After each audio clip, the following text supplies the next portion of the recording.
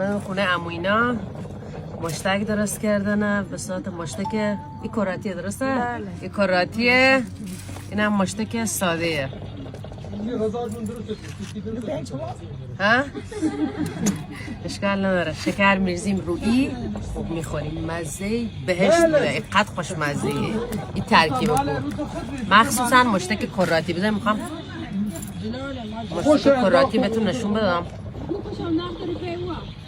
نگاه کنین تره میم بین دو تا نون میذاریم بعد به هم میچسبونیمش درسته و بعد میپزیمش ادویجات هم به این ترمون میزنیم اونقدر خوشمزه که نبود داریم نون نازک درست میکنیم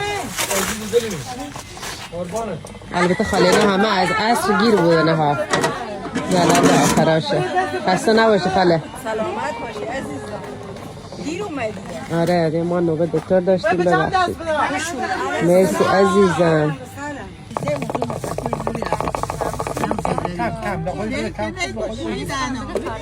دیگه بس مالی من لازمش بازی کرد 3%.